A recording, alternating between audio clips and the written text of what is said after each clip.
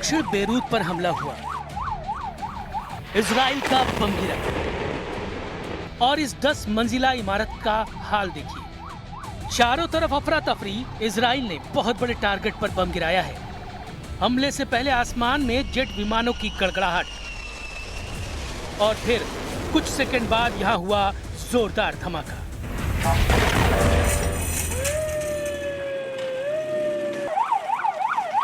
Israel ने Hezbollah के बहुत बड़े कमांडर हैसम अली तबतबाई को मार डाला है। हैसम अली तबतबाई ने ही हिजबुल्लाह की रजवान कमांडो फोर्स तैयार की थी। रजवान कमांडो फोर्स हिजबुल्लाह की सबसे खतरनाक फोर्स मानी जाती है। एक ड्रोन के थर्मल कैमरे से रिकॉर्ड की गई ये तस्वीरें देखिए। इजराइल ने ये वीडियो जारी किया है। बताया है कि कैसे उस अड्डे को उड़ाया गया जहां पर कमांडर तबतबाई के मौजूद होने की सीक्रेट जानकारी मिली। हमले को डिटेल से समझने के लिए AI से बनाया गया ये वीडियो देखिए। दक्षिण बेरूत पर उड़ते हुए टारगेट इजराइल के विमानों ने बम गिराए और फिर यहाँ अफरा तफरी देखिए। इजराइल ने हिजबुल्लाह के बड़े कमांडर हैसम अली तबतबाई पर नजरें गड़ाई हुई थी, इसमें कोई शक नहीं। युद्ध विराम के बावजूद लेबनान पर इजराइल की एयर स्ट्राइक जारी रही और अब ये बात पुख्ता हो गई है कि हिजबुल्लाह चीफ नईम कासिम ने अपना बहुत जिगरी कमांडर खो दिया है और इसकी वजह नेतन्याहू का बमबारी वाला ऑर्डर है। And a short while ago, the IDF attacked the Hezbollah chief of staff in the heart of Beirut, who led the strengthening and arming of the terrorist organization. Prime Minister Netanyahu ordered the attack upon the recommendation of the defense minister and the IDF chief of staff. तबतबाई हमेशा Israel के लिए बड़ा खतरा बना, चाहे वो 1993 की लड़ाई हो, 1996 की लड़ाई हो या फिर वर्ष 2000 और 2006 में हुआ युद्ध क्यों ना हो। वर्ष 2000 से लेकर 2008 तक तबतबाई ने खयाम बैटल फ्रंट पर कई ऑपरेशन अंजाम दिए। तबतबाई ने ही हिजबुल्लाह की रजवान कमांडो फोर्स बनाई थी जो बॉर्डर पर इजराइल के खिलाफ इस तरह के ऑपरेशन करती रही है और पूर्व में सीरिया बॉर्डर की तरफ ISIS से भी यही फोर्स लड़ी है। حزب الله كثير قوي. حزب الله عنده هاي الروحية، بيمتلك هاي الروحية وبيمتلك من القدرة انه يخطط ويبني ويطلع ويروح على مشهد يرجع يستعيد قدراته اللي هي الله سبحانه وتعالى ان شاء الله حتمكننا من الموضوع। लेबनान में अब ऐसे धमाकों ने हिजबुल्लाह के दिलो दिमाग को झकझोर कर रख दिया है। फिर देखिए, लेबनान में गिराए गए ऐसे हर बम पर नेतन्याहू के दस्तखत होते हैं। इस धमाके से निकले काले धुएं में एक बार फिर हिजबुल्लाह और इजराइल का नया युद्ध नजर आ रहा है। इस धमाके ने हिजबुल्लाह को एहसास दिला दिया है कि अगले टारगेट के तौर पर नेतन्याहू नईम कासिम को चुनने वाले हैं, यानी हिजबुल्लाह चीफ। अगर नईम कासिम को इजराइल टारगेट बनाता है तो समझ लीजिए गाजा से भी बड़ा युद्ध लेबनान में शुरू हो सकता है, क्योंकि फिर इसमें ईरान भी शामिल होगा और नेतन्याहू का असली मकसद भी ईरान से जंग है। इजराइल हिजबुल्लाह और हमास की आड़ में दक्षिण लेबनान पर बम बरसा रहा है, चाहे वो तायर हो या फिर सिदौन। फिलिस्तीन शरणार्थी कैंप इजराइल के टारगेट पर हैं। इजराइल का दावा है कि दक्षिण लेबनान में ऐसे टारगेट तबाह किए जा रहे हैं जहां इजराइल के खिलाफ साजिश हो रही है। צה"ל חיסל את עלי תבתבאי, רמטכ"ל ארגון הטרור חיזבאללה. תבתאי הוא רב מרצחים. ידיו מגואלות בדם של ישראלים ואמריקנים רבים. ולא בכדי, ארצות הברית הציעה פרס כספי של $5 מיליון על הראש שלו. תבתאי שימש כמפקד בכיר בכוח רדואן, זה הכוח שהתכונן לכבוש את הגליל ולשחוט הרבה מאזרחינו. दक्षिण बेरूत में हुए हमले में हिजबुल्लाह के सबसे बड़े मिलिट्री कमांडर हैसम अली तबतबाई के अलावा 4 और डिप्टी कमांडर भी मार डाले गए। इसमें मुस्तफा ब्रू, रिफत हुसैन, इब्राहिम हुसैन और कासिम हुसैन बरजावी भी शामिल है। ये सभी लोग हैसम अली तबतबाई के साथ या आसपास ही मौजूद थे।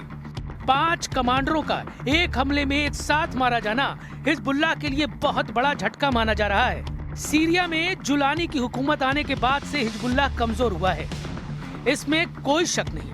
लेकिन इस एंटी इजराइल फोर्स को फिर से ताकतवर बनाने के लिए नईम कासिम ने लगातार कोशिशें जारी रखी हैं। इस कड़ी में हैसम अली तबतबाई अब नईम कासिम का सबसे बड़ा और कारगर कमांडर बन चुका था। वो हिजबुल्लाह को फिर से खड़ा कर रहा था, रज़वान जैसी कमांडो फोर्स को फिर से ताकतवर बना रहा था, और ये बात इजराइल के लिए बहुत बड़े खतरे की घंटी की तरह लगातार बज रही थी। Will not allow Hezbollah, the terror organization, to recover and rebuild its strength and threaten Israel from anywhere inside of Lebanon.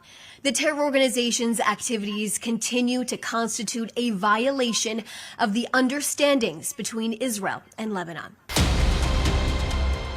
Hezbollah के कमांडरों का शिकार नेतन्याहू ने कैसे कैसे किया है, इसके धमाकों की एक फहरिस्त आपके सामने है। दक्षिण लेबनान की पहाड़ियों से लेकर बेरूत की इमारतों के बीच इजराइल के बम लगातार फटते रहे हैं। इजराइल ने नसरल्लाह से लेकर हिजबुल्लाह के हर कमांडर को मारकर ये बताया है कि लेबनान में उसकी जद के बाहर कोई नहीं है, वो जब चाहे किसी को भी खत्म कर सकता है। हिजबुल्लाह के कमांडरों का जनाजा देखिए और साथ में इजराइल के धमाके देखिए। ये दोनों तस्वीरें बता रही हैं कि नेतन्याहू को ना गाजा में रोकना मुमकिन था और ना ही लेबनान में रोकना मुमकिन होगा। नेतन्याहू नक्शे पर जहां उंगली रखेंगे, इजराइल की वायुसेना वहां बम गिराएगी, और फिलहाल इसका सबसे बड़ा टारगेट लेबनान बन गया है। चाहे वो पेजर वाले बम धमाके हों या फिर नसरल्लाह को बंकर बस्टर बम से गिराकर मारने वाला प्लान। नेतन्याहू के दिलो दिमाग में इस वक्त सिर्फ और सिर्फ हिजबुल्लाह चल रहा है। वो किसी भी कीमत पर हिजबुल्लाह से हथियार छीनना चाहते हैं। वो हिजबुल्लाह को पूरी तरह से खत्म कर देना चाहते हैं। नेतन्याहू ने लेबनान के आगे लगातार ये डिमांड रखी है कि अगर बातों से नहीं तो धमाकों से सही वो हिजबुल्लाह को मिटा कर रहेंगे। לאחרונה הוא הוביל את חידוש המאמצים של חיזבאללה להתחמש מחדש. זה כמובן לאחר המכות הקשות שחיזבאללה ספג במבצע הביפרים, בפגיעה במאגרי הטילים שלו, וכמובן בחיסול נסראללה. אני מודה לצה"ל ולכוחות הביטחון שביצעו היום פעולה מקצועית, מדויקת ומוצלחת. המדיניות שאני מוביל ברורה לחלוטין. תחת הנהגתי, מדינת ישראל לא תאפשר לחיזבאללה לבנות את כוחו מחדש. हिजबुल्लाह चीफ नईम कासिम का इस वक्त बहुत ज्यादा तनाव में होना लाजमी है। नईम कासिम ने इजराइल की बमबारी में अपना बहुत भरोसेमंद कमांडर हैसम अली तबतबाई को खो दिया है, क्योंकि पिछले 3 दशकों में तबतबाई काफी सक्रिय रहा है। वर्ष 2000 से लेकर 2008 तक तबतबाई ने इजराइल बॉर्डर पर कई ऑपरेशन किए हैं। उसकी बनाई गई रज़वान फोर्स आज भी एक्टिव है। 2006 में जो लड़ाई हिजबुल्लाह ने इजराइल के खिलाफ लड़ी थी, तभी से तबतबाई इजराइल की वांटेड लिस्ट में आ गया था। الحمد لله صامدين ونضل صامدين، والحمد لله يمكن النصر بحليفنا ان شاء الله. لو شو ما بيعملوا شو ما بيصيروا نحن صامدين. هيدي بلدنا وهيدي ارضنا ونحن رح نضل صامدين. 2006 में हिजबुल्लाह और इजराइल के बीच 34 दिन तक युद्ध चला था। तब इजराइल के 121 सैनिकों को मिलाकर 160 लोग मारे गए, जबकि हिजबुल्लाह के 250 लड़ाकों समेत लेबनान के 1200 लोगों की मौत हुई थी। हम अपनी वीडियो लाइब्रेरी से 17 वर्ष पहले लड़े गए इस युद्ध की तस्वीरें निकाल कर लाए हैं, ताकि इस बात का अंदाजा लगाया जा सके कि इजराइल फिर से लेबनान का वही हाल कर सकता है जो वो इस बार गाजा का कर रहा है।